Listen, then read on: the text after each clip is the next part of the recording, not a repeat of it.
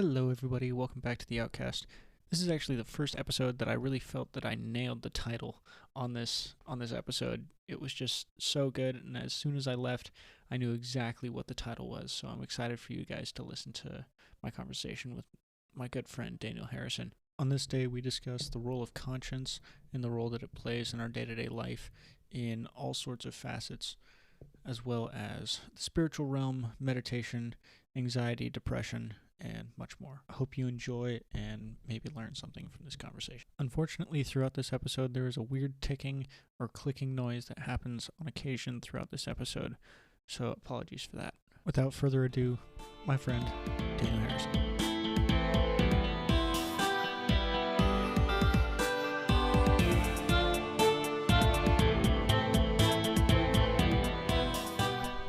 Pull up the notebook so I can write down things because I actually have Sick. a bit on my mind. Cool.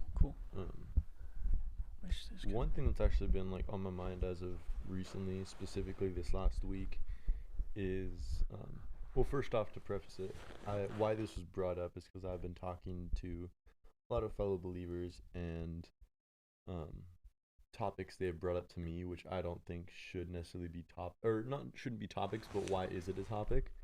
And then when I look deeper into it, I'm like, okay, maybe this shouldn't have been brought up altogether, or shouldn't have been available as a discussion. Is like movies and shows, and it's what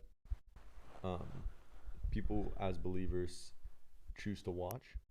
Gotcha. And Yeah. are okay with watching, and then we'll go out and preach that pretty much everything they just watched is sinful, but they won't say it. So what I mean is, like, they'll watch a show with a lot of profanity, a lot of sex, a lot of whether it's just cheating, whatever it is, any sort of like sinful nature, and then go out and be like, okay, these things are bad, and I just binge watched 5 hours of it. It's like, okay, It seems very hypocritical for sure.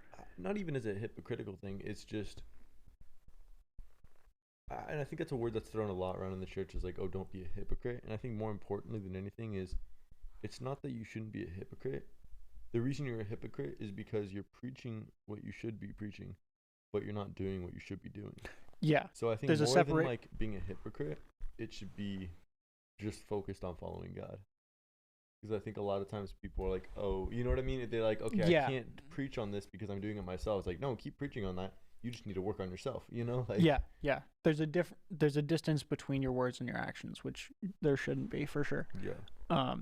No, yeah, I was thinking about that. There was a Mexico mission trip that I went on a number of years ago that the pastor was kind of brought up this exact topic of what are the things that we should be watching, shouldn't be watching, and the ultimate answer that I kind of conceived from that is anything that causes you to then stumble and anything that then causes you to sin. But then there comes the question of what the heck is that distinction?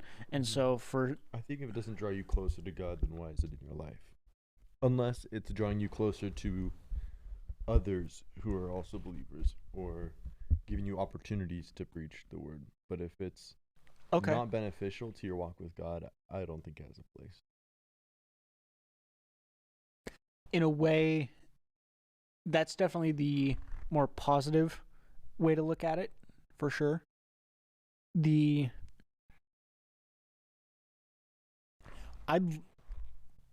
Part of the reason why I love movies, and part of the reason why we watch movies as a society, watch TV shows, listen to, read books, listen to stories, all this, is to then learn from these stories. And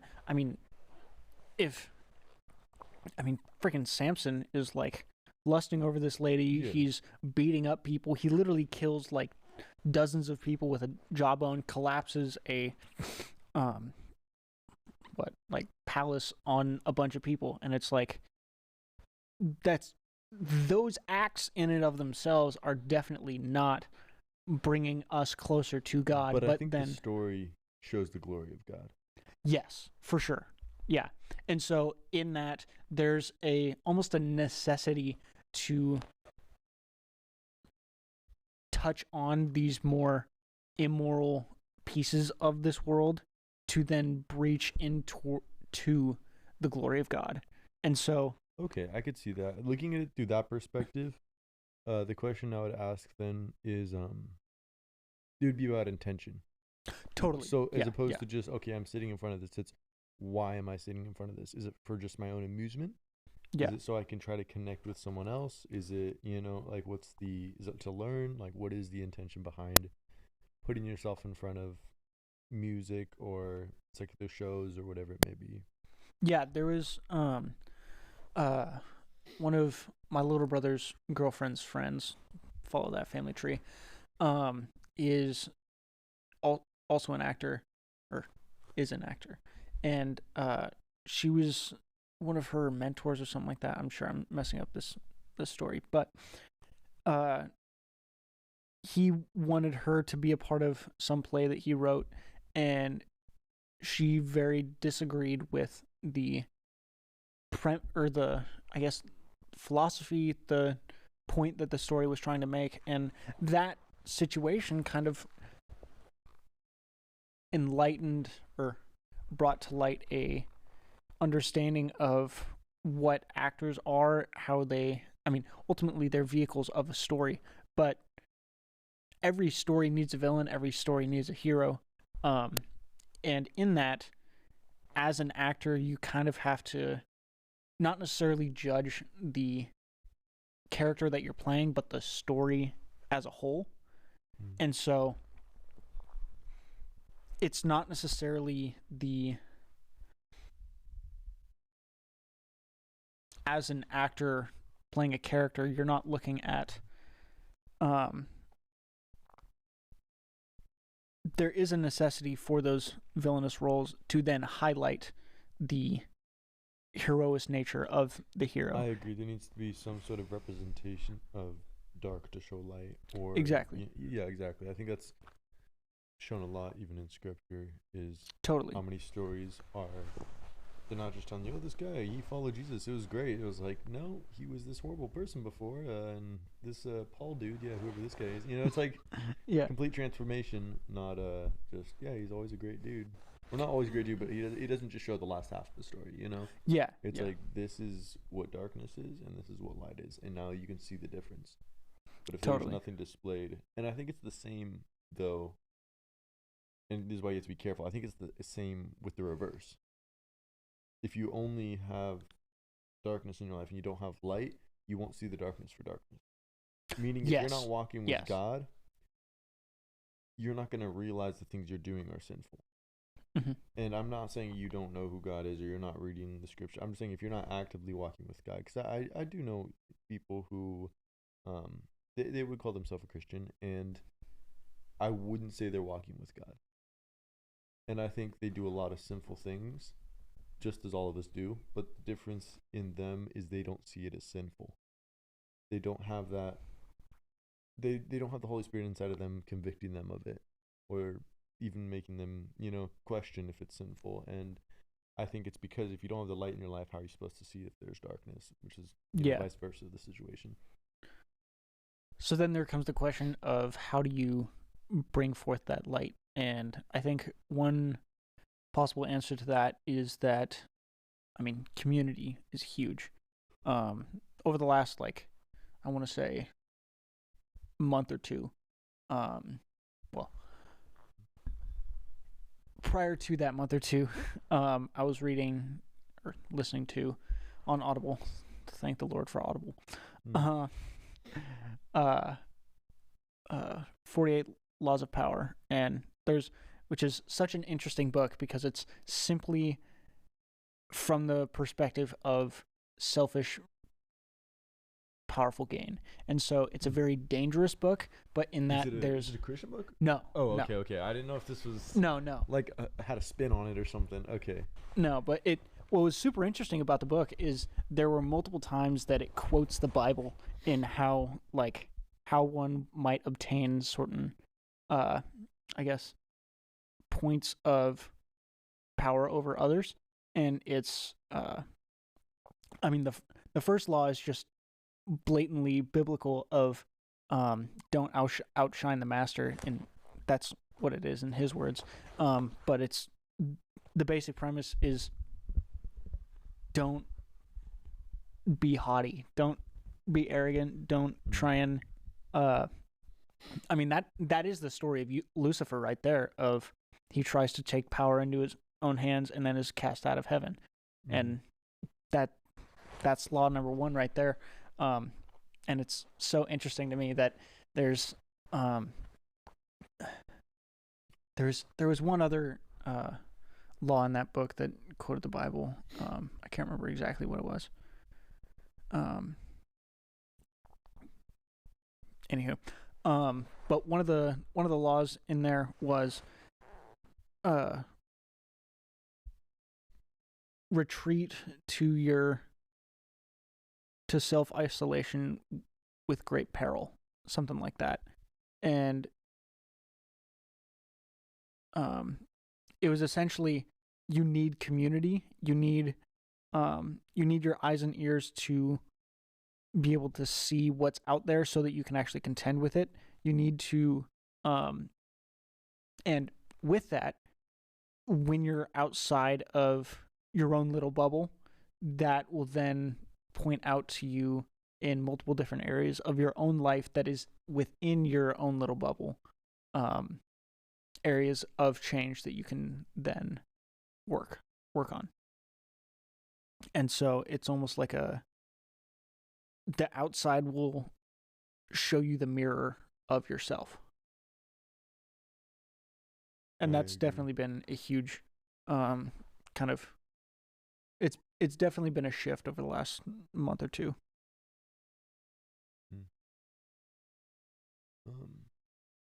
Yeah, so would you say just being in community in general is strengthening what you need to see, like change that should happen in your life, like being in community with others kind of points that out more vividly? Or yes, it's also a huge piece of, you need to be surrounded with the right people. And we were having this conversation 2 days ago, of finding the right team. The life team, finding the right people to surround yourself with. And so important, because I mean, I've never loved the saying of you're the average of your 5-10 closest friends, whatever it is. Yeah, it felt very constraining to me. Like I didn't like that. Like, you are who you surround yourself with. I'm like, I always try to tell myself, no, that's not the case, because I knew the people I surrounded myself with weren't the best people, you know? But I do think people in your life have heavy influence, regardless of whether you look up to them or not. Just totally being around them has heavy influence on your life. Yeah, and I think that's one of the biggest, I guess, that's one of the biggest issues that I kind of see why people might be apprehensive about viewing these crazy stories and all that, in that they will start to engage with those themes much more deeply than they realize. And so if you're more heavily, I guess, if the shows that you're watching are much more involved in vulgarity and cross language, and then that will start to bleed into your own life, with either consciously or unconsciously. And which is, in my mind, obviously true. I agree. And which is part of why surrounding yourself with the right people is so important, in that they will start to bleed into you whether you like it or not at that point. Yeah. And whether it's real life people or the people on the TV, the actors, it doesn't matter. Yeah.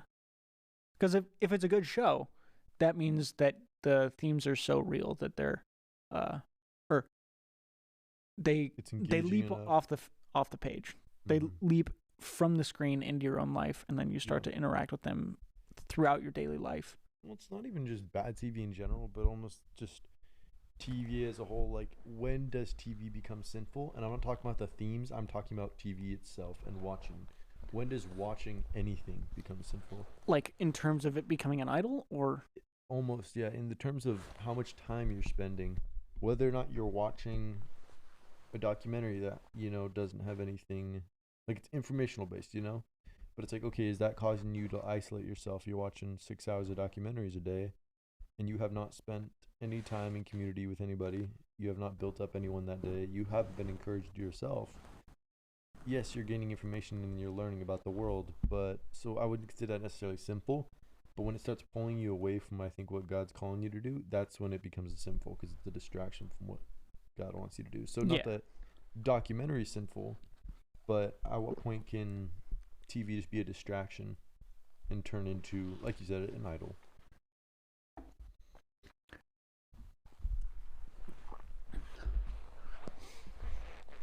yeah, I kind of the command "You shall have no other gods before me" is It's a heavy one. It's a heavy one for sure, and I think one contention, or there's so many aspects to it that is, oh, that's your Arizona, by the way. Appreciate it. But there's so many aspects to that command that it just goes so deep. One of which is, if you don't follow the monotheistic one true God, then you will fall to worshiping something else. And with that, that other thing that you then begin to worship becomes your God. And if you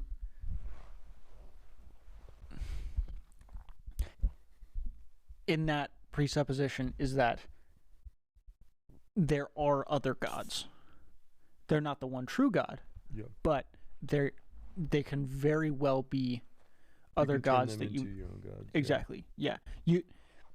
I mean, in a way, the Greek gods, the Roman gods, they are gods for those people. One thing is false gods, as the term you're using. I attribute that to just straight, honestly, Satan. Like, I don't think anything that's not from God is from the. But everyone says it's worldly. It's from the world. God created the world. Yeah.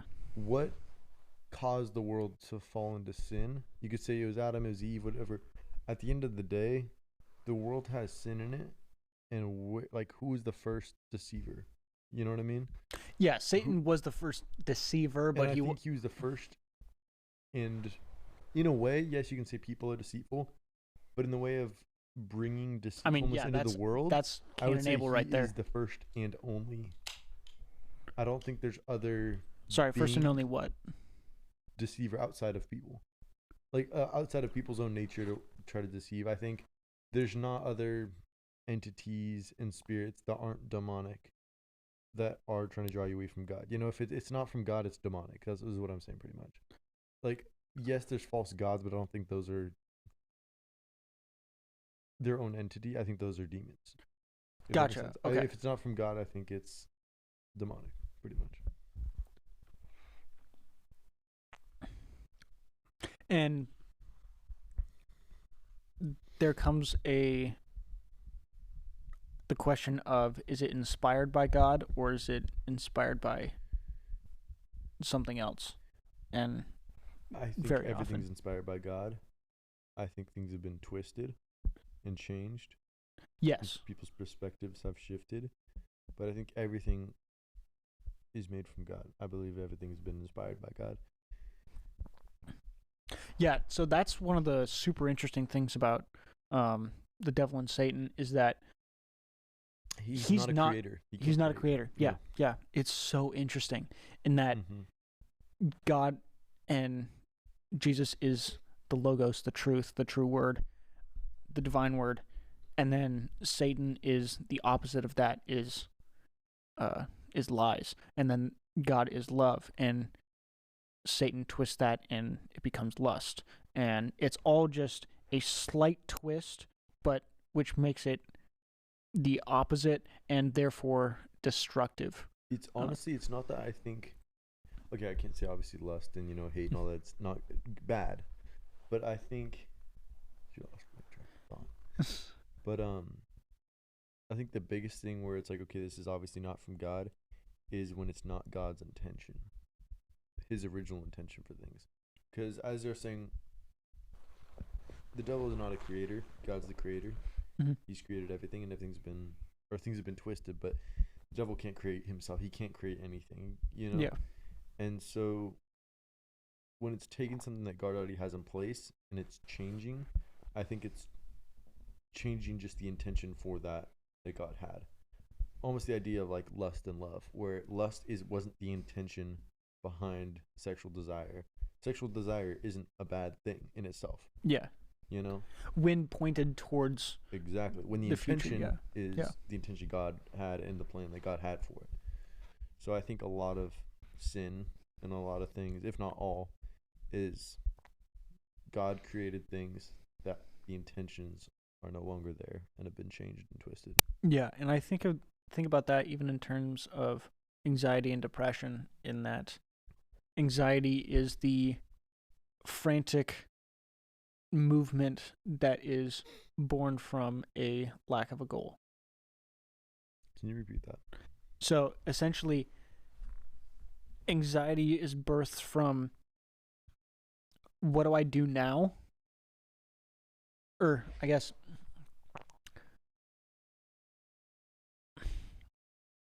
we all need to look towards something. Mm-hmm. And whether it be God or whether it be God the Father, God the Son, moving towards something in an upwards direction, ideally. But obviously, we can't immediately just reach out and touch Him. We can't immediately go out and see the Father. And so with that, we need to take various steps towards that direction. But that does mean we need to take individual steps. We can't, essentially, we just can't jump straight to it. And in that, we have to guide where each step is. And if we jump too far to the right, too far to the left, then we're off the path. The path is wide and the gate is large, that leads to hell, destruction. I can't remember the exact verse, but you get the point. And all that to say is, when you're trying to reach a goal, there's a very narrow path that leads you to that goal. And what anxiety is the recognition that there is a straight and narrow path, but not knowing where that path is. And so it's stepping on a tightrope in the dark. I like that.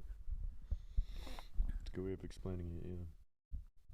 Very long-winded, but I think stepping on a tightrope in the dark is a good way to put it. Yeah. Yeah. Have you struggled much with anxiety yourself? Much more recently than I have in the past, actually. Have you ever experienced an anxiety attack? No. You know what I mean? No, nothing. Okay. Nothing insanely major. Anxiety and an anxiety attack. Definitely. And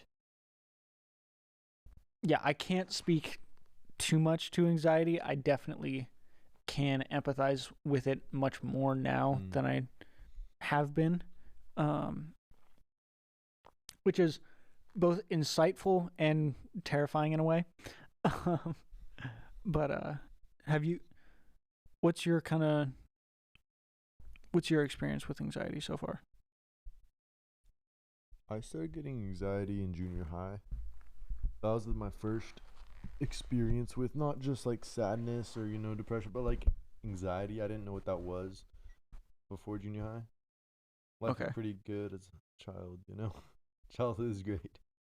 So yeah, growing up, especially it's homeschooled, It's not amazing being, what happens in puberty. yeah, right. But yeah, being surrounded not by a whole bunch of random strangers at school, but being homeschooled with my siblings, there wasn't too much to expose me to anxiety. If anything, like I would feel stressed. That's a whole different thing. Yeah, yeah. Or sadness or depression mixed with stress, and I would confuse it for anxiety. And it wasn't until junior high where I really experienced anxiety. And it's not, I don't think it's like you said, I don't think it's when things are going bad that you get anxiety or when everything is like crashing. I think that's when you feel stress, depression, sadness, hatred, whatever those feelings. That's when things are going poorly. More than not, I think kind of what you're saying is anxiety is when you see the good and you don't know how to get there almost. It's like, this is where I need to be. Okay. Kind of that idea where, like, okay, you know the path's there, the straight and narrow path. You don't know, like, you want to be here and you just don't know if that's ever going to happen. Or you doubt yourself if that's ever going to happen. You don't know how to get there. And you're not like, oh, I'm stuck in this horrible place of whatever. It's, I just want to be this and I can't be this. It's like wanting to be a better version of yourself, feeling like you'll never be able to be a better version of yourself. Would you say that's more depression than anxiety, though?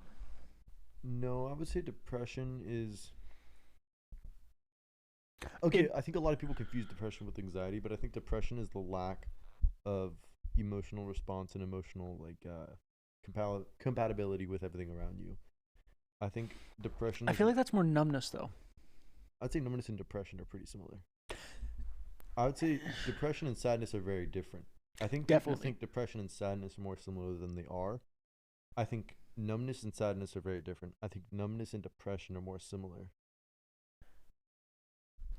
I think depression is almost not the same as numbness, but I feel like depression is when you're stuck almost in that numbness of you can't go anywhere, you don't know where to go kind of thing.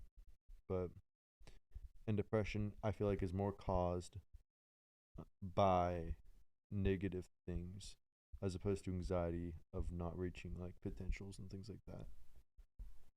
I mean, I think the source can be different, for everybody, but I think the general depression, because I've felt heavy depression and it was always when gnarly things would happen in my life. And I was like, whoa, like I am so sad to the point that I don't want to be sad. I'm not going to let myself be sad. And I would just cut it off and I wouldn't hang out with friends. I wouldn't talk to my family. I started getting into bad stuff. And that was depression. That was when I was like, okay. And it was always when gnarly things would hit. Not just, oh, I don't see, the end goal of this or whatever. It's like, oh, one of my best friends just died. And then I was like, okay, I don't want to see anybody. I don't want to talk to my family. I don't want to, if I do, I'm going to put up a front, Yeah. And I wasn't sad. Like I wasn't crying at a funeral. I didn't let myself feel it. And that's numbness, but I also felt that, I guess numbness leads to depression, I should say. Yeah. I think that's what led me to depression was choosing numbness over sadness. Yeah, because my understanding of depression is much more of a reflective, almost a sadness based on there's no way that, or depression in my understanding is more of a understanding of there's a higher standard that should be being met and it's not. And so when how you were saying that it's mostly in regards to when bad things happen, when those bad things are happening, there's a understanding that things should be better than they are. And so the recognition of those bad circumstances is there's the reciprocal of in which this isn't the way that things should be, and because there is because I'm way down here and because I'm way down here, that must mean that there's something higher, because I know that. Okay, I understand that. Yes, I definitely can associate that with depression over anxiety. That makes sense. Yeah. For sure. So then anxiety portion is much more of, it's almost like the flip side of that, in that you don't know where an end goal is, but you know that you should be doing something in right now or in the near future. And so it's the polar opposite Of sadness? of depression. Oh, good. At least the root causes of. Yeah. But then when you don't know, I feel like that's the key word with anxiety is I don't know. I feel like that's a big question. I've had a few, not a lot. I think I've had a lot in junior high, a few freshman year, but I think in the last 6 years I've had maybe 2 anxiety attacks. what were Where those like? gnarly. I don't consider anxiety attacks a lot of times when I have anxiety. Like I wouldn't consider them anxiety attacks. It's like I'll have extreme anxiety, and you can have extreme anxiety without having an anxiety attack. I think for me, it's when I lose control of my physical, and that's when it becomes an anxiety attack. When I'm no longer in control of my own body, I'm like, okay, this is not ideal. Because there's been times where I'm like, I'm super anxious. I'm lying there in my bed. I'm like, I just need to sit down. And other times where I can't choose that. Like I don't get to control what I'm doing. Like I'm so anxious. I'm like, I sit in bed. I realize I can't even sit in bed. Like it's like driving me crazy. I sit on the ground. Realize I can't sit on the ground. It's driving me crazy. So I'll find myself laying flat. And this is one scenario. This hasn't. It's not always how it happens, But one anxiety attack was me next to my bed, shaking on the ground, face down, literally just flat on the ground, crying my eyes out. I'm bawling, looking like a psychopath. And it's like, if somebody came in and be like, "What the heck is wrong with you?" The only thing I could say is I don't know. They'd be like, "What are you feeling? Why are you feeling?" I don't know. Like that's a common thing with anxiety is you don't know why you have anxiety. It's almost like your subconscious knows there's something that you're not reaching. Yeah. Or something you need you're not getting. There's something out there that you're not either striving for or possessing, or it's just not in your life. It's a lack of something. Yeah, I think it's almost like there's a lack of something that you're trying to reach, and you're frantically trying to reach it in any way, shape, or form, but the things that you're doing is not reaching, nothing that you do is getting you to that point. Mm-hmm. And it's so funny. I'm going through Exodus right now, and it's almost like Egypt, the tyrannical, overbearing and totalitarian Egypt is depression. And then once you leave depression, then you're wandering the wilderness with every which way, and there is no end goal in sight except for desert. And now you're stuck in the wilderness, and that there is something better out there, but all you can do is walk somewhere. And who knows if you'll reach anything. It's just sand and wind and sky, and that's it. But you should be not here. Yeah. Where it is, where you should be, you have no idea. But it's the story of Exodus is almost like I mean, it's such a deep story, but in a way, in this context, it's kind of like a story of depression versus anxiety and moving out of it. Because, I mean, with the... Definitely a story of oppression, that's for sure. Oppression? Yeah, definitely. Yeah, that's Egypt right there. Yeah, but like you're kind of how you're describing how you were just shaking on the ground. I mean, that's a perfect description in that your body is telling you need to move, but it's needing to move so much that you can't. Mm-hmm. Yeah, it's I think depression often leads to anxiety in my own life, though. oppression. Depression. Also, Um, like they're very separate, and I can definitely distinguish the two. But a lot of times, anxiety stems from when I'm depressed about myself, typically. And like, I want to be somewhere. I'm not happy with how I am, or I'll get upset with myself. Um, I'll get upset with my brain. I try not to do it, but I used to like tell myself things, but not just like, when people will say, oh, I tell myself like bad things about me, or I tell myself this. I would like actually speak it, like just gotcha. full on, just like out loud to myself, be like, you are not good in this area. Your brain's messed up. You can't do this. Um, and I would do it when I got really upset with myself for not being able to do something, or I'd be having like a conversation with somebody. It's vocalized negative Oh self-talk. yeah, really bad. But like uh, one thing is I really like making people happy. Mm-hmm. I really like people to feel good, feel happy, and especially after my accident, coming back for the first 6 months, one of the biggest struggles was like just my attention, like trying to focus on anything was nearly impossible. And having a conversation with somebody, sometimes my brain would just cut out. And while they're talking to me, I'll be listening, and then I'll just start talking about some random subject. And then like, oh, like you, okay, like interrupt me, like what? Yeah, And yeah. I was like, I didn't know you were talking. I was just listening to you for the last 10 minutes, but like my brain just like interrupted you, and I didn't even know you were talking. I thought we were sitting here in silence, and I just started going off on this random tangent.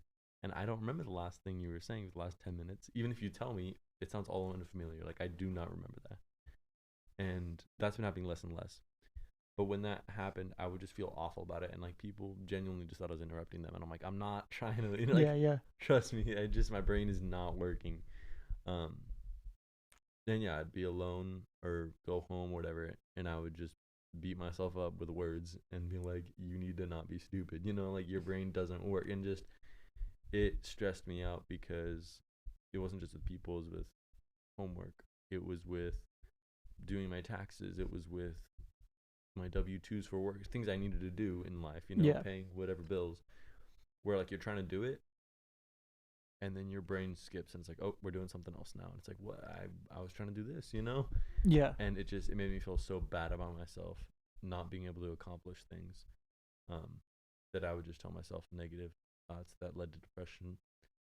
And when I realized how bad it was, I realized I wanted to be somewhere else, and I didn't feel like I had the means to get there, and that's when anxiety kicked in. Mm-hmm. So it's kind of that depression. It's like self-impaired. I'm telling myself these things, but it's causing depression that leads up to anxiety, because not the depression stems from me not feeling good enough, and the anxiety stems from I'm not good enough to reach where I want to be. Mm-hmm. If that makes sense. Yeah. Yeah. Anyway, that's my tangent. No, it's good. So what have you been doing or how long ago was that? What has the trajectory been to move out of that? Are you still in that? Like, I wasn't able to. For years, I was trying to solve like the problem for that, and I wasn't able to. So instead, I'm trying to. It's kind of like what we were saying earlier. Darkness and light. In order to understand them, you need to understand the opposites, mm-hmm. or you need to recognize them. And it's kind of that. I keep trying to deal with the problem, or I used to keep trying to deal with the problem, and it wasn't helping anything. And I How realized so? I need to work on everything else. Meaning like I'm like, I can't remember this. I can't remember this. People were like, try memory things, try this, and it wasn't working because my brain just didn't, mm-hmm. like, it wasn't doing it. And so instead of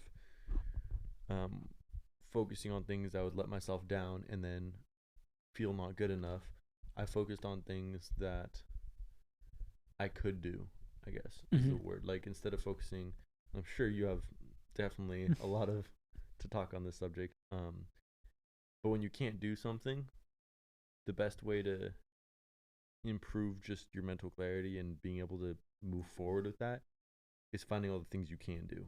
And Yeah. not trying to fix things that you're like, I don't know if I'll be able to fix this. Maybe my brain won't, come back the way it ever used to be. But instead of trying to fix something that might not work, focus on all the things I can do at the moment and focus on all the things that I am able to work on and know I can improve upon this if I work at it. So one And thing then is possibly come back, and there's so much to be said for taking a step back from something to then regain. I mean, I think in the youth group they just did a few classes over the summer of one of which, the one that I did, was a class on solitude and prayer. And one of the things that they kept kind of hammering in was that Jesus kept taking a step back so that he could take a step forward. And he took a step back to reconvene with the Father and pray and just rejuvenate so that then he can take a step forward and reassert himself into the towns, into the healing and everything like that. Yeah. And it's a great example. I do agree with that. I think it's not necessarily a good idea to just leave something alone and never come back to it or work on it. Yeah. But I think it's like trying to lift a 500-pound dumbbell, trying to bench 500 pounds. You can keep trying to lift those 500 pounds, or let's go with 200. All right, something more realistic here. You can keep trying to lift those 200 pounds as a skinny man. Every day you can come out and try to lift those 200 pounds. You're not really going to lift those 200 pounds. But if you go home, start lifting 100 pounds, start working your way up and working on something you actually can focus on and that is feasible, come back to those 200 pounds a few years later and you'll be lifting that easy. Yeah. And I do agree. It's you. Sometimes the problem you just need to take a step back from, but you also need to not just stop doing what you're doing. You need to realign your focus and focus on something else so that you can come back and work on it. Yeah, I think the gym example is perfect because one thing that people in the gym do is they don't focus on one muscle. They constantly are moving around muscles. They're sure they might have a specific exercise that they're trying to work towards, whether it be bench, squats, whatever. But they also work on calf exercises. They work on quad exercises, leg extensions, all this extra stuff that surrounds the squat and surrounds bench, whatever the exercise, to then bolster their already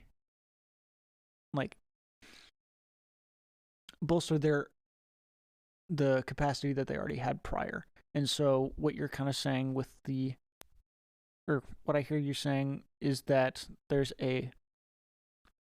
if you can't do something, focus on the things that you can do. And one way that those things that you can do might help is that not only from an emotional perspective, but you can also gain a certain amount of expertise in those other areas that might carry over to the thing that you might be less inept to or less capable with. Yeah. I think the way sometimes I'm going around things is maybe not the best way to do it, but I'm learning new strategies by succeeding at other things. Yeah. So, I mean, one thing that's helped is I cut out a lot of things that I just didn't think were good in my life, or not necessarily bad, but I tried to replace things that I thought were maybe not helping a ton with things that could help even more. So whether it was like, okay, this, I don't know, I'm drinking soda a lot. Maybe I should drink like this vitamin water instead. And then it's like, all right, maybe this vitamin water isn't that great for me. Now I need to drink even regular water. It's like, I'm just, whether something's good for me or not, I'm just trying to replace it with something better. Yeah. And so one that's been really huge for me is music. I've been listening to recently a lot of worship and a lot of want to say reggae, but almost like I don't know, almost like Jack Johnson. Pretty much all the type of music I'm listening to, Hippie Abduction, all these bands. It's Hippie all Abduction. I love. Like, it's not even reggae. It's just straight up hippie music, to be honest. Nice. But some of my favorite artists, like Trevor Hall and stuff. Ben Howard. These artists aren't focused on all these worldly problems. They're focused on how amazing creation is, and it is funny to listen to all these artists and how their music, whether or not it's what they're doing personally in their life, you're a product of what you surround yourself with, like we were talking about earlier. And instead of watching all these shows or whatnot, having the absorption, the things that go into you, just be gratitude for what is around you. That's something I can focus on. So I've stopped listening to hip hop almost entirely.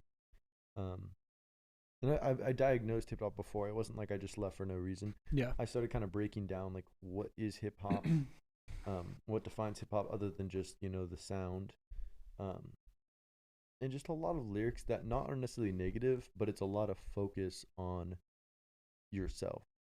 It's not a lot of focus on outward. It's a lot of focus on this is what I am. This is what I want to be. This is where I'm at. This is where my I'm gonna accomplishments. Be. Exactly. Yeah. It's all prideful. Okay, I can't say all prideful. Most of it's prideful. It's I wouldn't say prideful, but it's self-centered. Is that not like the definition of pride, though? Okay, not necessarily, because that's true. You can have pride in other things. There's a certain level of. So what's crazy about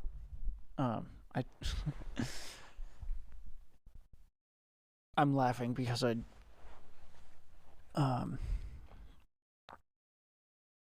my mind keeps going back to Genesis and Old Testament stuff right now. Isn't bad, but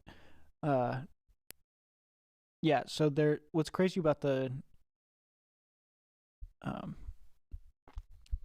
fall is that there's a Adam and Eve, after eating the fruit. I was almost gonna say apple, but whatever. That's a whole other conversation. But they run and hide because they become self-conscious. They build clothes for themselves to hide themselves, and they're trying to hide from the Father because they're self-conscious. And once you get a taste of the knowledge of good and evil, then you can see what you are not. And so then you look at yourself, you become self-conscious, and that self-consciousness, there's a direct correlation in the psychological literature between self-consciousness and anxiety and depression. Which is pride fit into it. Because so the more you focus on yourself, the more anxiety and depression you will have. And so and one of the reasons, or part of how they found this out, to my knowledge, is that if you take you have people do some sort of writing prompt, and the more times I, me, mine, various how many times that those words show up. Yeah, exactly. The higher levels of anxiety and depression they will score. Wow. It's crazy. And so that's why I was making the distinction between pride and being self-centered, is because there's a difference between propping yourself up and a constant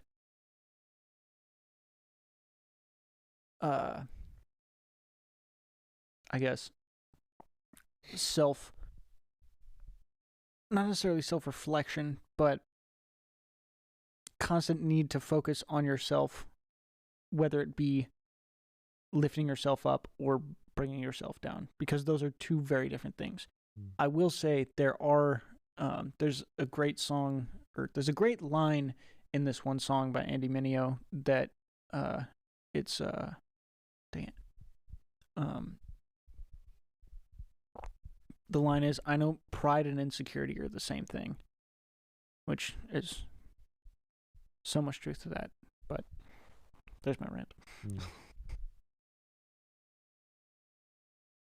But yeah, the reason I was kind of making that distinction is that from at least a lot of the hip hop that I will listen to is there's both the narcissistic, prideful, look what I can do, look what I am, look at the drugs, the women, the money, all this stuff that I have done, used, whatever. And then there's also there's been the growing negative side of it that is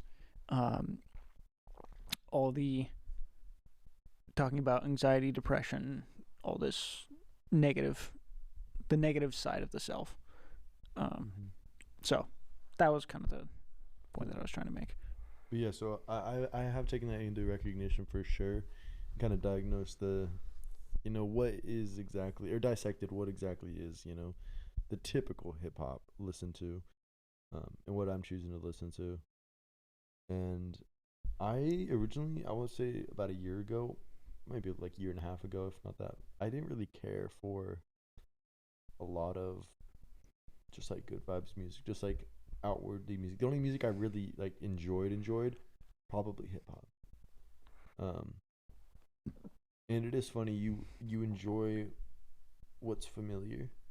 Definitely, yeah. And so it wasn't familiar for me to listen to all this music, and so when I switched and started just listening to more music with outward projections and outward perspectives and viewpoints of like just being in nature and enjoying creation, it didn't really resonate with me, and but I kept listening to it, pretty much forcing myself to listen to a different music, because 8 months later I started really enjoying that music, and it's what became familiar to me, and I knew what emotions I had associated with it.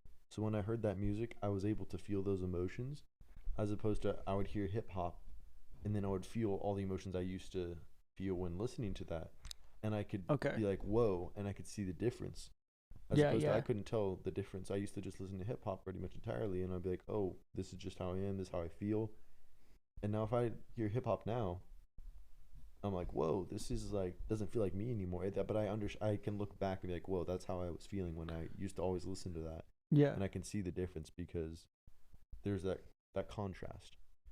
But totally. now I do enjoy, listening to a lot more, Ben Howard, Jack Johnson, and it's nice. Yeah. Have you found yourself being out in nature more because of that? Not necessarily. I'm in nature quite a bit, but I would say I enjoy nature more.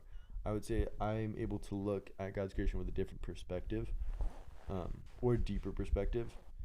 It's hard to be. It was hard to be out in nature and not just be thinking of everything else that's going on in my life. Now I feel like it's easier for me to be out in nature and just appreciate nature for what it is. Cool. Yeah, that's super sweet. Yeah, one thing, no name is mentioned on this podcast, but a friend of mine, actually a lot of friends of mine, a lot of people listen to hip hop, but a specific friend of mine who listens to a lot of hip hop, I've actually been encouraging him because we've had the same discussion pretty much, and encouraging him to every night we put on, I think it was like 4 or 5, I can't remember, genres of music, and to pretty much just allow ourselves to enjoy all kinds of music as opposed to just what we're familiar with. So it's been interesting. See, he's been listening now, even like some folk and acoustic stuff. I'm like, last person on earth you'd imagine listen to that. And he's like putting on songs for me, and I'm like, whoa, like I don't even know this song, So it's just cool to be able to see change in your own life, and then encourage people to just branch out and try new things as well. Yeah. Especially when you find it helpful in your life and being able to possibly help another person with it. But yeah. encouragement to you. Listen to I want to say 2 genres. I'm try to listen at least once a day. Listen to 2 genres. It could be one song each. Doesn't matter. Yeah. Of something you not that you don't like, but something you wouldn't necessarily listen to. Gotcha. Like find a genre you were like, I don't really like listen to this, but I'm gonna sit through this song and I'm gonna listen to it. Not bad. Make sure it's good music. Don't be putting on negative stuff. But my first thought was Taylor Swift, and I was no, like, that. No, not the best messages. No. But yeah. Figure out the messages first of the song. Figure out the message. Make sure it's a positive message, and just listen to 2 songs, 2 different genres, and allow yourself to experience something you otherwise wouldn't. Yeah. Yeah. And it is funny. You feel really awkward at first, even alone, especially when you're with somebody. But alone, listening to a genre where you're like, I don't ever listen to this genre. You feel weird because you're like associating with all the other people who listen to that. And you're like, I'm not really like those people, and it's just weird. That is true. That is really funny. Allow yourself to enjoy it. Allow yourself to disassociate from all that other stuff that's associated with the music and just listen to the song for what it is. Really be like, well, what was this artist thinking? What was this? How did they put together the song? What's the message behind the song? And experience the skill that it takes to create something like that as well. Oh, 100%, especially if it's not something you'd otherwise, listen to. It's really cool to just enjoy and appreciate, because you might not enjoy it. You probably won't, especially if it's not something you're used to. But learn to appreciate it is what I would say. Yeah. There's my second thought, I guess, was opera, and I was like, yeah, that's definitely not something that I would listen to, like, in general. Yeah. But like the skill that it takes to hit those notes is just absolutely insane. There was one song it was not actually an opera song, funny enough, but there's one I was listening to the other day. I cannot remember the name of it. Absolutely beautiful, but it was a song in opera, and I'm not an opera fan. Don't get me wrong. Like it's not my niche when it comes to music, but it was cool just sitting there in my car being able to listen to something. I'm like, if somebody walked in right now, they'd be like, what the heck are you listening to? But I enjoyed it. I was like, I'm sitting here I didn't know it wasn't in English. I don't know what they were talking about, but it didn't matter because there was no negative message that was being portrayed to me, if that makes sense. Like regardless of what the lyrics were, I didn't know that language. I was taking it for just the beautiful noise it was. So yeah, it was cool. And you were enjoying the experience of exploration. Oh, 100%, yeah. Just something new, I think that's the beautiful thing of genres is we categorize things, we try to put them in specific genres, and it's funny, at the end of the day, there'll always be different genres. We have so many different people in this world with so many different viewpoints, experiences, cultures, and it's really cool. God made every single person in this entire world different. So in a way, I think every single person that's an artist, every genre is different. Every song is a different genre because you can try to categorize it by things that are similar, and that's what a genre is. It's just music that is similar to each other. But every song is different. Every single one. Yeah. And every single artist has a different song that, is made differently. It could even be same lyrics, but it can be different vocals, different instruments or whatever. That's why there's so many covers of the same song. Yeah, it's just a cool thing to be able to listen and explore other people's, sides of a story, I guess, to life. Yeah, that's a great point of, like, a cover is almost, there's how someone else resonates with this specific song and their interpretation of such a song. Mm-hmm. I used to do a lot of covers. I mean, I used to do hundreds of covers on guitar of songs I didn't even care for sometimes. I think one of the biggest ways I explored Despacito. Yeah. Like, I'm not going to put that on my car, nor do I care for the message. But it was like, there's a lot of things that, like on Instagram, whatever, I'm like, I want to explore more. I ran out of the genre I preferred when it came to guitar. That genre, I kind of ran out of music that naturally just came to my brain to learn. So I was like, I don't know what to learn, I've been playing guitar forever, and I don't even know what I should learn. So put out recommendations, and I didn't care what they were. I just said, hey, recommendations, I will learn it and send it to you in a day. And so I learned some random songs. But it was fun to listen to. It was fun. There's a lot of music I did not enjoy, but I made a version of it I did enjoy. I'm just picturing you in your room, I hate this. No. I mean, there were songs where I'm like, that's not a really good song, but I got excited because I was like, okay, how am I going to turn this into something That's gonna sound cool. It's obviously gonna sound similar enough to the original, but I get to make an instrumental acoustic piece, which pretty much anything instrumental acoustic I think sounds dope. So Yeah. whether or not I like the original song, I'm like, I get to turn this into something that this was their interpretation of it. I get to take that, make my interpretation of it, and I'm gonna like my interpretation of it. So Yeah, it's just yeah. kind of cool, you know.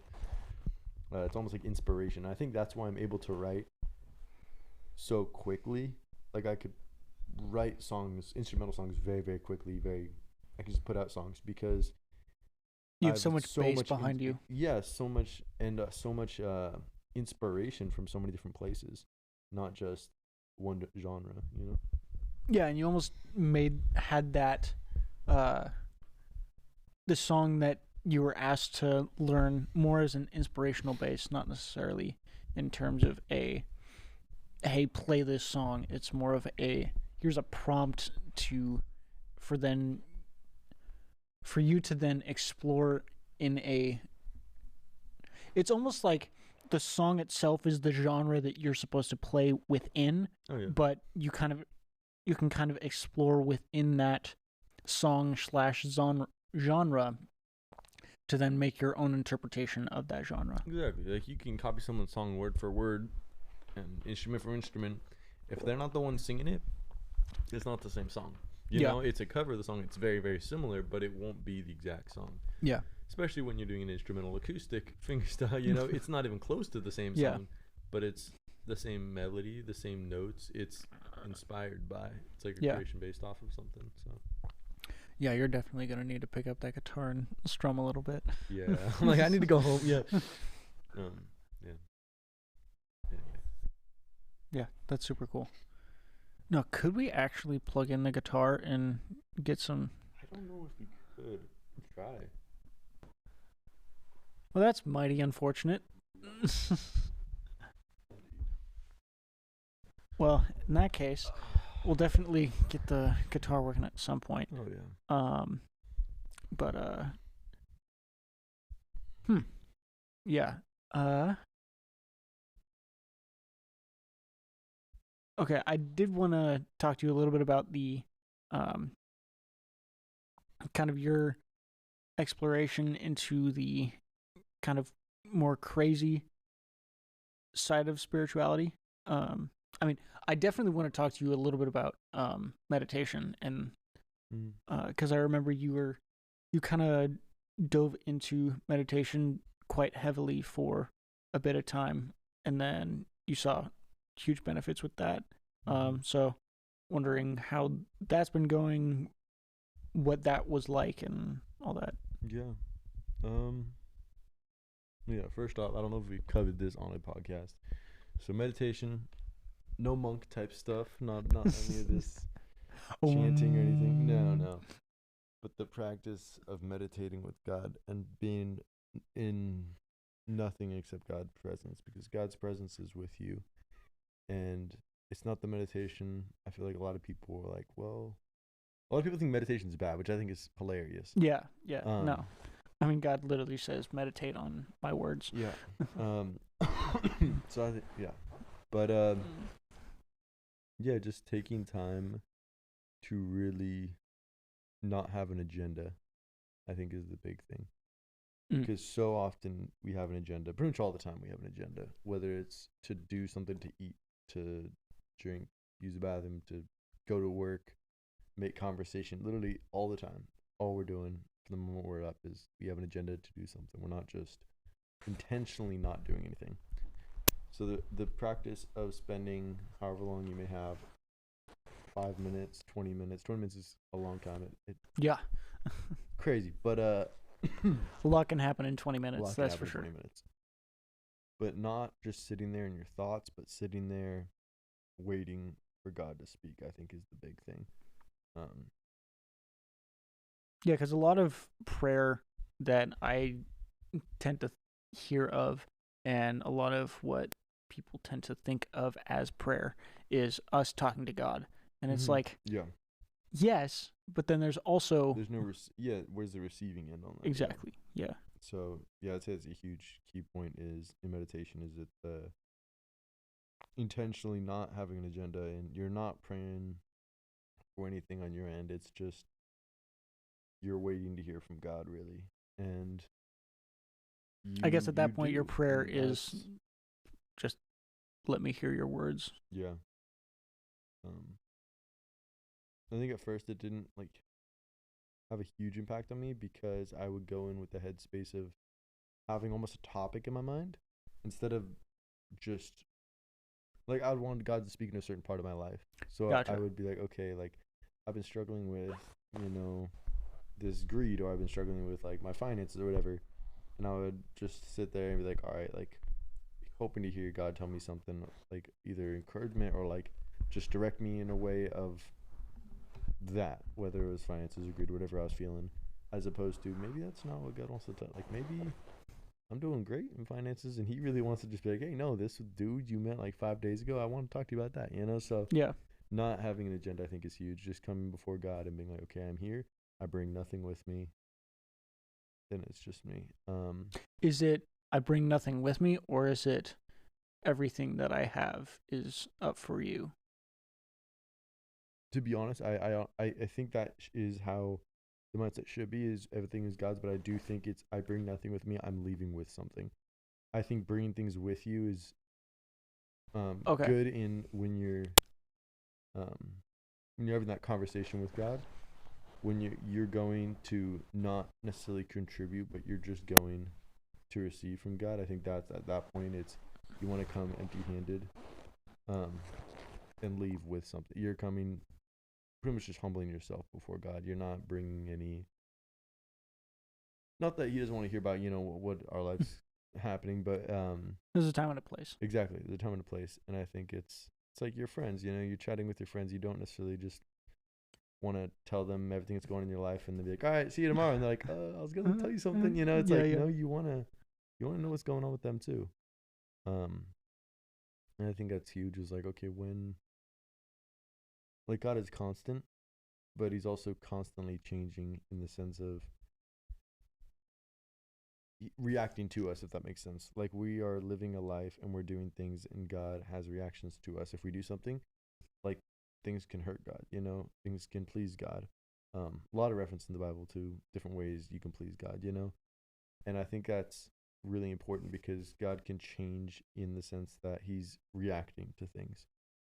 So not just being like just praying like, oh, I want this to change in my life, I want this to change, but like praying in the sense of not praying, just coming before God and be like, how do you feel about everything? Like, how do you feel about my life? What do you want different? What do you want to say the same? What do you have to talk to me about? Um, and just not having a topic, but just letting God lead the conversation almost. Mm. Um, Okay. be the guest star in the talk show. Don't be the host. Which is much, much easier. That's for sure. Yeah. Or at least to Which one would you say? to be the host or be the guest? Be the host is easier. I think talking to God is typically described as easier by a lot of people. I think hearing from God is way more difficult. I think Okay. people can go to God when they need something, and I think that's why people find it easier, is because they're like, oh, I need this, or I want this to change, I want this different, and they'll go in prayer to God, as opposed to being, I have no reason to come to you right now, and like I'm not just coming to you because I'm stressed, I'm not just coming to you because of this. I'm like, I just want to spend time in meditation with God and just hearing from God, just meditate on His word. Mm-hmm. I think that's harder. And to clear your mind of all the distractions that are in your life at that moment. No, yeah, I agree with that. I guess the reason I said that, I think the analogy was not perfect. The analogy was not golden. Yeah, but, yeah. Because I think in terms of in a good conversation, the one party is supposed to uplift the other in the best way possible, mm-hmm. in trying to make their ideas and their points as solid and as palatable as possible. And so in that sense, being the I guess the recipient is much easier. And so it essentially, you the host then tries to bring the best out of you. And so, in that sense, being the recipient is much easier. But having being, I guess, that's being a good recipient. But being a bad recipient is showing up to the talk show and just bulldozing. Yeah. And I feel like that's a lot of what a lot that's a lot of what modern day conception of prayer is. Mm-hmm. Or at least this is my understanding of what God perceives modern prayer as, if that makes sense. You see, God perceives modern prayer as? Yeah. Like God wants to talk to us, but we're so busy with just spewing. And so we're kind of bulldozing the host, if that makes sense. Yeah. Agreed. And then I think it's interesting. A lot of people pray and don't take time to receive from the same prayer. Like they pray for change and walk away. It's like going up to your friend and being, "Yeah, I need emotional support in this area. I'm really struggling." And then you walk into the room and be like, "Oh, they'll come to me and help me." And it's like, bro, why'd you just leave? Like, Yeah. you didn't take any time to like hear what your friend had to say. You know, I think that's something that is often missed in prayers. You go to God, ask for something, pray for something to change, pray for a decision, and then you're like, "All right, meet me like where I am," or like throughout my life. You just kind of like let me know when you feel like it. And it's like, oh, well, you did not take any time to try to wait for an answer or just wait on God, you know, which I think is important. I think it's another analogy might be they're using God as their therapist. Yes. Yeah. And so they're just spewing at this entity that I mean, it helps, but it's not nearly as helpful as getting help from a truly loving and I feel like it's going to a therapist and then not waiting around to hear how the therapist is gonna give you recommendations or anything like that. It's like going to therapy, spewing, and then leaving. It's like, why did you go to therapy? You could have done that to a wall, you know? It's like you're not really getting the full benefit out of prayer, I think, if you're just it's a one way thing, you know? Yeah. So how is that what sort of effects did that meditation have? Anxiety, stress went way down. Um, depression went way down, and why is because it was how we talked about earlier with anxiety. It's wanting to be somewhere and not being able to be there, not knowing how to get there, versus you're finding like this is my end goal, this is my end goal. I don't know how to be there, and when you just spend time with God, and He's like, hey, you need to do this, or like I just want you to do this, or there's an answer for this. You're not worried about that huge angle down the road that you don't know how to get to. You're like, all right, I've been given instruction by God. This is all I need to worry about right now. And He isn't going to give me something that's out of my reach, which is 100% reassurance that you can accomplish whatever task been given to you, which is just really helpful to realize there's nothing that I can do, but there's nothing that God wants me to do that I can't do, if that makes sense. Yeah. Everything He has planned for me, He's given me the potential and the strength to do it. Yeah. And it is up to me to, you know, follow through with that. But at the end of the day, it's the reassurance that I can accomplish what God has planned for me, which, you know, that's pretty exciting. So Yeah. It's also I think an important piece to that puzzle is the I think it's so cliche when people quote this verse, but the I can do all things through Christ who strengthens me. In that God doesn't put anything in front of us that we can't do, but it's with Him. Yeah. And so there's with whatever task that you're going through, it's as you lean on Him, you can thrive through whatever task that is. I do hear that often, like lean on God or like you can accomplish all things through God. What do you think that looks like? Like, could you give me an example of one thing you'd accomplish, but you'd lean on God for? I've been I've kind of been thinking about an adjacent conversation or topic, in that, what the heck does it actually mean to have a relationship with Christ? And tell me what you think about this. I've kind of come to the conclusion something along the lines of Christ showed how we should live through living, shocker, Mm-hmm. and living in a very trying time, obviously excruciating, um, and consequently, uh, I guess, to the point of death. But having a relationship with that means that we're constantly in a battle to strive towards that life, Mm. and in practicing those sorts of those kinds of actions, and being around community, retreating to regroup, come back to, um, and confront what needs to be confronted, and being around people and helping the needy, and just really comes down to picking up your cross and having a firm grip of that cross. And one thing that I've kind of been that's kind of been on my heart is that you almost have to have an understanding of the grip of, or you need to have a firm grip on your cross as you're carrying it uphill.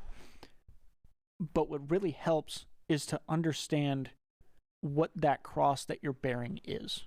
And so you kind of almost caress the cross in a way to, and with this analogy, is understanding the mortality of this world, and the hurt, the problems, depression and anxiety, for example, and having a real understanding of what it is that this world has fallen to, and in a way then flip that to its reciprocal, and which then helps drive you towards that uphill. And so it's not really a specific situation that, I guess,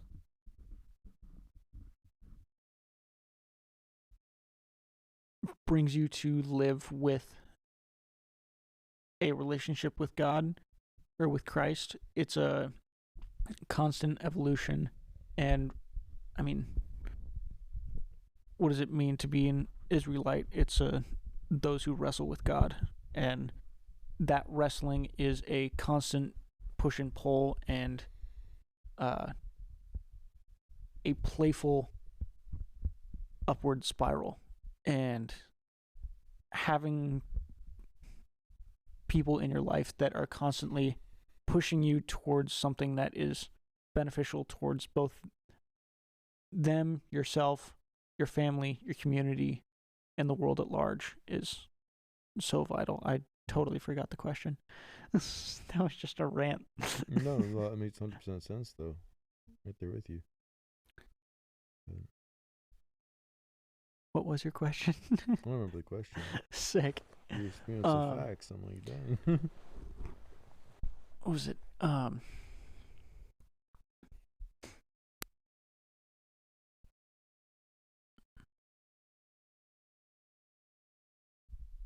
Yeah.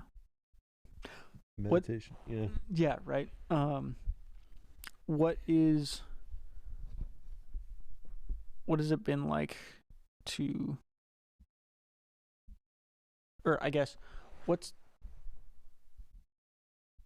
been the effects of meditating versus not meditating? And like, I mean, I guess we kind of already dove into that, but So we definitely, I think, touched on what meditation is and why it's beneficial. Um, the downsides of not spending time with yeah, God and meditating, I think, is you take too much into, not you specifically, you as a populace take too much into their own hands. Um, trying to set their own goals, their own visions for what they want, and their own means to get there. Um, kind of what you were saying about leaning on God, it almost takes God out of the equation. yeah, If you're not hearing from God, how are you supposed to know what you're supposed to be doing? Like His Word, yes, but when you're setting your own goals and you're like, okay, I'm gonna live as the Scripture tells me to live, but I have my own goals in place, my own objectives. I want to get this done. I want to get this done. It doesn't allow you room to give you like other objectives. I do think God doesn't just want you to live a good life, believe in Him, make followers, and then go to heaven. I think there's a lot more than that. In a way of the like term, what? almost like side quests. I think God has a lot of like side quests He would absolutely love for us to go on. I think there's some really cool opportunities people miss Oh, because definitely. they are very narrow-minded, thinking, "I'm gonna follow God." I'll share when I have the opportunity to. Yeah, like if somebody comes up to me, and asks me, like, I'll obviously share about God, but like, when was the last time you like took an opportunity and like walked through a stranger and like, oh, I saw they, you know, had a crush, or I saw they had broken something and I just wanted to pray for them, or like, when was the last time, people been doing that? And I don't see it very often. I do definitely don't do it as often as I should. But definitely something I'd like to work on more. And I think not meditating and not being given those opportunities, because I think when you meditate, God almost points those opportunities out to you. Um, Sometimes it almost feels like a puzzle, but it's like He's handing you one piece at a time, and all you got to do is grab the pieces. It will eventually be finished.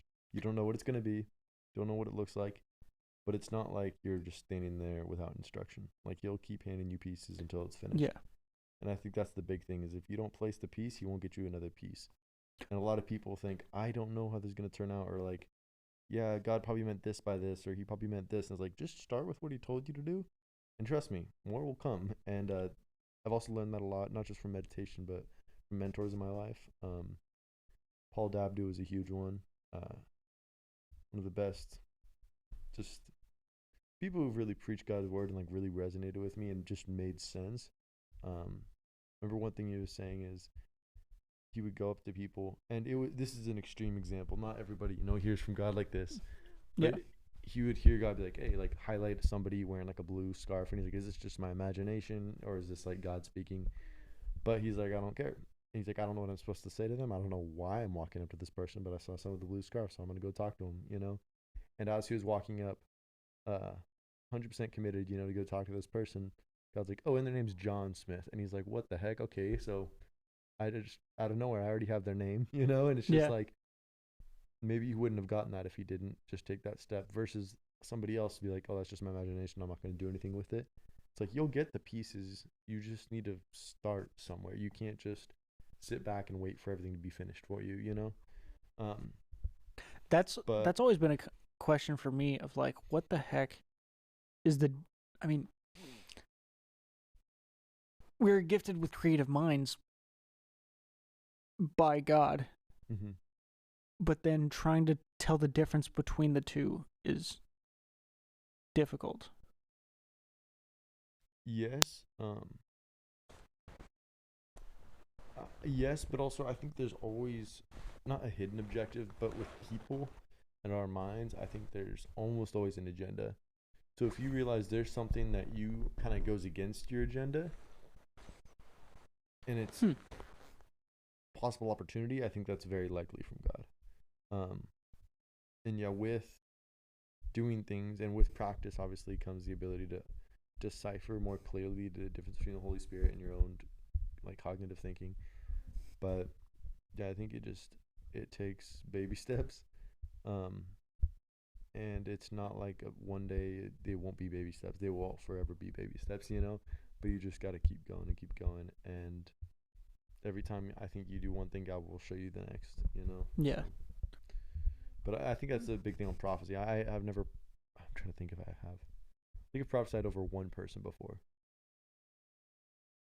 But I always am like this. Like I never thought in my life I'd be able to even Yeah. do anything like that. I've been prophesied over multiple times, and it is pretty wild when someone just tells you a bunch of things about yourself that you're like, oh, and I didn't tell anybody about that, but you know that, okay? Like, Yeah. wow. Um, then I'm convinced those people weren't given all the information and then saw me and they're like, oh, I'm gonna just prophesy over this dude. I'm convinced these people were told very little about. Just enough. Yeah, just enough. All right, perfect. But yeah, just enough to be able to step into the situation and kind of get off the ground, you know. And from there, I think God just reveals more. Uh, but yeah, I think that's why I wasn't able to prophesy as much as other people, as I almost cut myself off.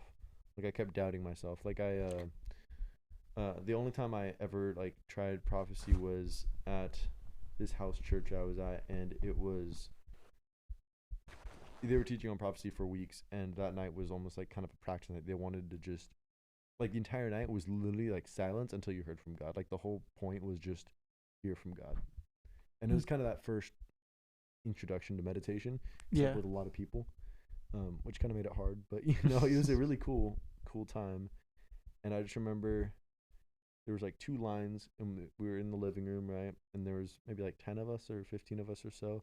We stood in like two lines facing each other, and then everyone just closed their eyes, ready from God, and then when you hear something, whether and they preface this ahead of time, they're like, a lot of times it's gonna be imagination, a lot of times it will be, but God's not gonna be disappointed in you for you thinking you're following God. You know what I Yeah. mean? Like He's not gonna be like, oh, this guy, like he tried to do what I wanted, but it was his own. You know, like Yeah. Yeah. it's like no, if you're trying He'll to give you points for actively trying. exactly. So yeah, they're like, don't be afraid to say something stupid. And the leader of that group himself, he's like, I have said things that were totally off. I'm like, not at all accurate. But he's like, I didn't give up, and there's been times it's been the exact opposite, and I've just done some crazy stuff, you know. And like, it's like, whoa, people were healed right in front of me, like in front of my eyes as I was praying for them. Yeah. And he's like, sometimes you feel like it's just your imagination, but you just there's no harm in trying to listen to God's voice, you know. And that's why I have a huge that's why I have a hard time with it, is because I doubt myself a lot, and is this just my own thinking?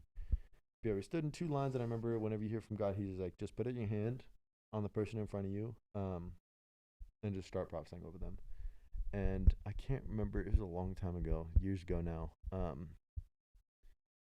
can't remember what the prophecy was. I know I had to do something with surfing, and something with two roads, like not like it was like kind of like a crossroads, but it was a street sign. I remember reading the street sign to the guy I was prophesying for, and telling, like, I knew, I was like, okay, so you're a surfer, you just picked up surfing, and something about the street sign, I can't remember what it was, or if there was a name or something like that.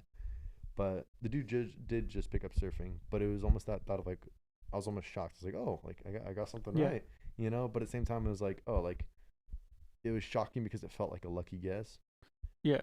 as opposed to I'm not shocked. Like, yeah, God told me this. Of course, is right. You know, and it was almost I just put myself in the mindset of, oh, that was me. Like, whoa, I just randomly, and it was like, no, God just told me something about this dude. Like, that's not, you know. Yeah. That wasn't And you.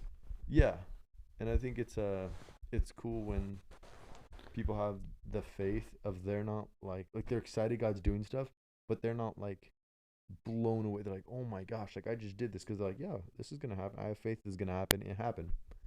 Like I've had people very nonchalantly tell me some crazy stuff, and I'm like, you were so just calm about that, and they're like, yeah, God told me this, and I said it. Like, wow, like I'd be kind of bouncing off the walls, you know? I'd be like, whoa, like this just happened, but um, I think it just takes a lot of faith and just practice and realizing sometimes you're gonna get it, sometimes you won't, but just because some things are imagination and you don't get it right doesn't mean you should stop trying to hear from God. But, prophecy tangent, but yeah. No, yeah, it's super interesting. I know you had some uh prophetic dreams a number of years ago. What was the It was honestly similar, which is funny enough, 'cause how are dreams and not dreams similar, but similar to meditation. Funny enough, um, Hmm. in the way of how God spoke to me was very similar in dreams as it was when I was awake meditating. It was very bits and pieces. It was not. Um, it was like I knew the dream was weird, like the dream was spiritual, but I didn't think anything of it because I kept doubting myself. So I'd get like a certain amount of information and then I'd almost cut myself off because I'm like, this is a dream. Gotcha. Like I'm usually rather conscious of my dreams. Like when I'm dreaming, I know I'm dreaming, whether or not I can control them. But a lot Have of you times, had lucid dreams before? yeah, yeah, I'm actually a pretty active lucid dreamer. I had Or one at like least 2 weeks ago. in the sense that you're controlling the dream. Yeah, I had Okay. a dream a few weeks ago. Controlled the entire dream. I did not control the environment or what was happening, but I controlled myself. Okay. And little 2 minute tangent. It was a wild dream because I couldn't change anything like the environment, what was going on. I was like in a place, um, where I was just experiencing everything, and I could do whatever I want. Like I could walk wherever I could, hurt somebody. I could save somebody. And it was a very, very spiritual dream. I knew that 100%. And it was me and one of my closest friends in the dream. And I ended up calling him up the morning. I remember the entire dream. And this is like one of the first times I'm like, whoa, start to finish. Like, I remember the entire dream. And I called him up. I was like, I got to know, like, did you have the same dream? Because it was weird. In the dream, it felt like he also had complete control over what was going on. Like, usually when I'll have a pretty lucid dream or just about there, I'm kind of like, not controlling the other person, but I'm like, I can kind of interact with other people how I Yeah. want and kind of have them interact how I want them to interact. But in this specific lucid dream, I was 100% aware I was dreaming, and yet I had zero control over my friend. And he was acting very much like he does in person, actually. And it was just very bizarre. So I actually called him up. I was like, "Did you have the same dream? Because I feel like we just did something like in this dream, like we did this entire thing together, and Yeah. didn't end up having the same dream. But yeah, wild experience nonetheless. But I do think God speaks in dreams Definitely. the same way he's going to speak to you when you're awake. And what I mean by that is I think God speaks differently to different people, but the way he's going to speak to you is going to be constant. I don't think he's trying to leave you guessing. I think he wants you to come to him and grow and hear from him, but I don't think he's trying to confuse you. So when I think you hear from him in a certain way, I think you'll continually hear pretty similarly the same way. And that was the case for me in meditation and also in dreams. And I remember getting pieces in prophetic dreams one at a time kind of deal where like this would happen, I get closer or do something, and then I get another piece and another piece, and I'd be like, oh, this is just a dream, this is my imagination, and that's as far as the dream would go, and I'd pretty much lose it. And it was almost telling myself like, oh, this can't be from God, or like this isn't the case, and just the lack of confidence in God's communication with me. And that's probably one of the most harmful things when it comes to spiritual gifts is just not accepting them, honestly. Yeah. I think God gives a lot of people a lot of opportunities to have spiritual gifts and develop them, and I think a lot of people, including myself, reject not necessarily the gifts, but reject the idea of the gifts, like the possibility that they are currently happening and that we are currently able to grab hold of them. I did have a dream of a friend of mine years ago. He was dressed in all gold and he was laying on the ground. And I remember at first, like, the dream was literally just like a yellowy, like, haze. Usually in dreams, you'll see things or there's a lot going on, things will seem off, to reality. There's a lot going on in dreams. This dream is different, and so have been the other prophetic dreams where it's not a lot going on. It starts very simple. There's usually one thing that's happening, or just one even idea that's happening. It's very, very slow, and it's almost like it's hard when you know you're dreaming to try to continue a dream. Your brain, I feel like, almost keeps trying to take you out of it once you understand that you're dreaming. And so in a prophetic dream like that, you really just have to, like, not let go, but almost understand, like, okay, this is a prophetic dream. This isn't my own doing, and just let it happen, as opposed to trying to take hold, which is what I do too often. But yeah, so pretty much everything was just very yellow, very golden, and that was it. It was like a haze, like I was in the middle of like a cloud, and like those dreams where it's like everything's just white, kind of that Yeah. idea, but everything was like this golden yellow. And I start walking forwards, and in front of me, like I see somebody on the ground, and I get closer, and everything else kind of fades away, and he's the one, and he's dressed in gold, and he's lying on the ground, and I was like, okay, like who is this dude? And I never saw his face, but he ended up, um, he was facing away from me, and I found out he was dead in the dream, and I never got to see his face or anything like that, and I just remember feeling like a ton of sadness in the dream, um, which is weird because I've done some not so great things in my dreams, not like out of my own, like I've just crazy things, crazy dreams, but you usually don't have much emotion within dreams. It's usually like scared, like nightmares. I'll feel like a lot of fear. Yeah. That's usually the only emotion I typically feel in dreams. I don't feel a lot of like joy or love or peace in dreams. It's like usually fear in nightmares, and otherwise it's just very mellow numbness, with emotion. And you're just kind of like, oh, this is happening, then this is happening, Yeah, then this is exactly. happening. Yeah, exactly. It's not like a lot of emotion, and this is very different than those. It was very heavy, felt very like real emotions.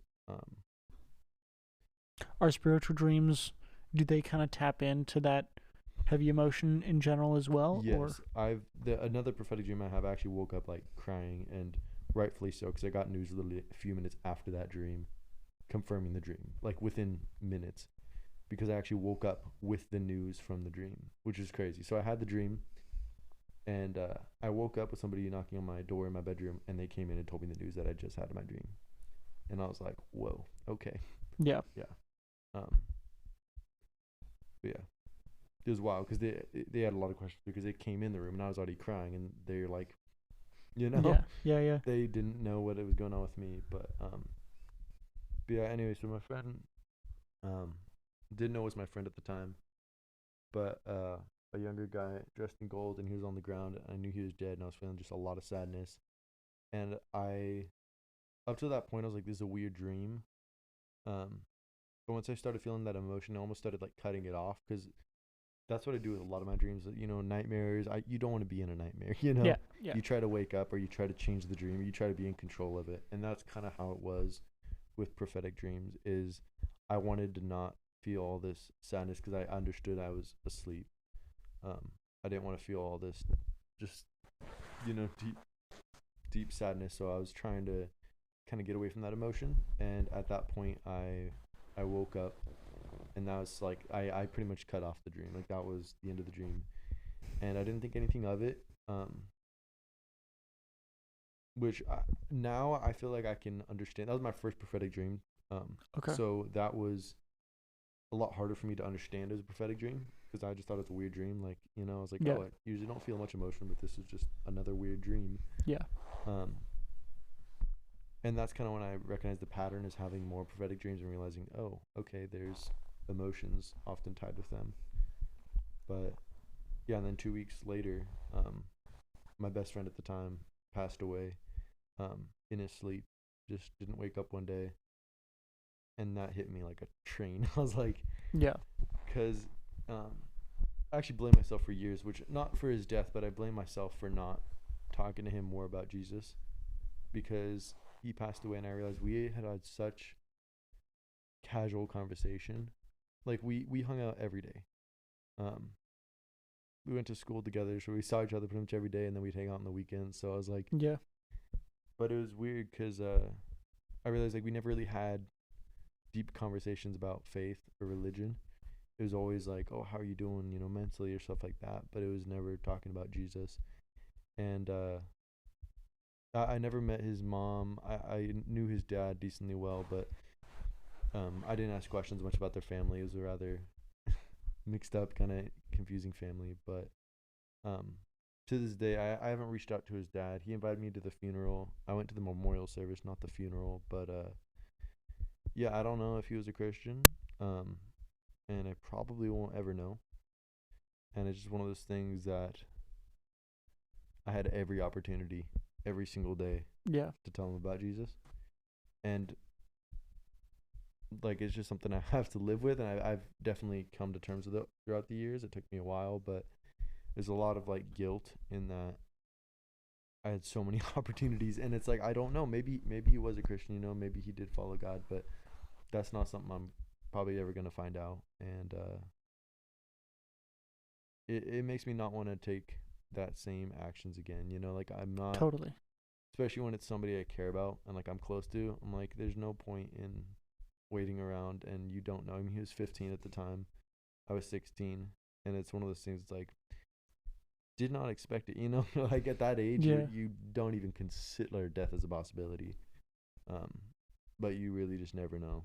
And when you have opportunities to speak to somebody about, eternal life, it's a big deal.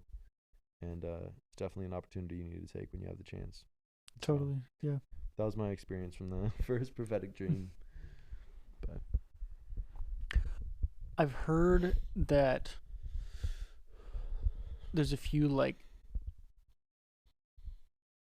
this is purely from other people telling me, or hearing about other people, but they were saying that in terms of psychedelic usage, you kind of just have to let it happen, let it kind of affect you after you've taken whatever substance you do, because otherwise the psychedelic will either turn on you or it'll just not be good. So is that kind of similar to the prophetic dreams in a way? I wouldn't say turn on you, but I think it's the same as just God speaking to you. In order to hear God speaking to you, you have to let it happen. You can't try to take it into your own control or doubt or try to make it about you in any way. You can't think, oh, these are my own thoughts. These are, like, you can't discount what God has to say to you. Yeah. You can't devalue it. You know what I mean? It's important, and you have to be open to the idea that it's God talking to you. That's what I have to say about it. Sick. Yeah. Well, cool, man. This has been fun. Been very fun. Cool stories. We'll definitely do this again sometime. Yeah. Keep meditating. Keep meditating. Keep dreaming. Encouragement. Listen to 2 genres a day. Yeah. 2 different genres. You don't 2 usually different listen genres. to. Yeah. I listen Positive, to 2 encouraging, genres. good message genres. Yeah. Yes, definitely. Well, cool. We'll do this again, and we'll get your guitar set up at some point. Yeah. All right. Well, cool. That was fun. In the next episode, I'll have a conversation with Kyle Snodgrass, a buddy of mine that has come into my life once again, and has just been fantastic in his leadership and relational skills, and it's been fantastic to get to know him a bit more. We discuss the free will determinism discussion, as well as what we should and shouldn't be watching and consuming as Christians.